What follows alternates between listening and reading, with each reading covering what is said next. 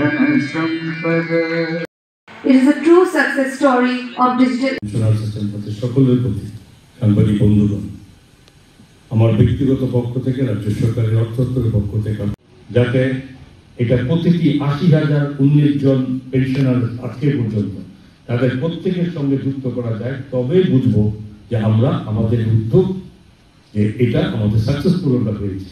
এবং তার জন্য যাতে একটি পেনশনার কোথাও অফিসে কোথাও দরজায় যেতে না হয়, ব্যাংকার্সের কাছে গিয়ে না বলতে হয়, বা এজি অফিসে গিয়ে তাদেরকে না বলতে হয়।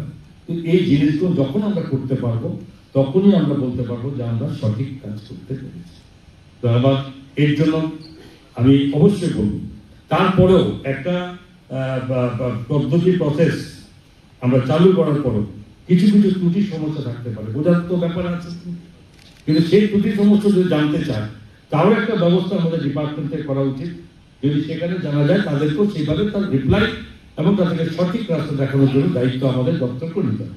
সুতরাং আমার অনুরোধ থাকবে আজকের এই মাধ্যমে যে যারা দীর্ঘদিন জনগণের কাজে রাজ্যের উন্নয়নে যারা আপনার সময় দিয়েছেন, দীর্ঘ সময় আপনারা দিয়েছেন মানুষের স্বার্থে, মানুষের জন্য, রাজ্যের জন্য, এবং তাদের যাতে কোথাও অসুবিধা না হয় এবং সেই অসুবিধার দায়িত্ব সরকারের, এবং সেই দায়িত্ব সরকার পালন করতে বদ্ধপরিকর।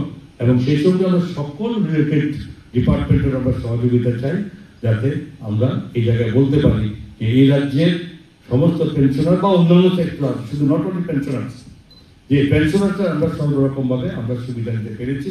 আমরা এই অধিকার পেয়েছি যে আমাকে যেতে হবে না। আমার বৃদ্ধ বয়সে বলেছেন সেক্রেটারি, বয়স্ক মানুষ বিছানাতে উঠতে পারে না, তাদেরকেও যদি ফিজিক্যালি অ্যাটেন্ডেন্স দিতে হয় ব্যাংকের মধ্যে, that is not possible to that person.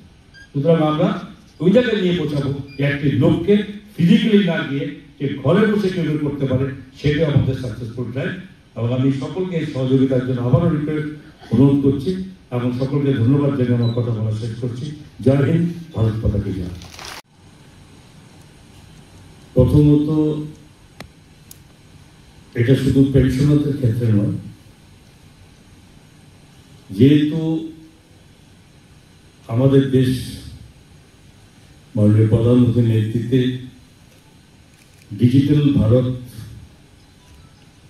এবং সেই সঙ্গে এ রাজ্য ডিজিটাল ত্রিপুরার যে উদ্যোগ আমরা নিয়েছি বা যে জায়গায় পৌঁছেছি, আরো কিছু বাকি আছে যেগুলো আমাদের অতি সত্ত্বর সেগুলো করতে হবে।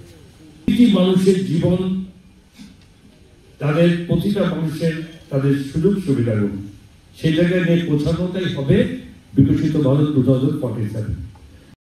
Srimati Sanchita Ray, Manager, PFL, Government of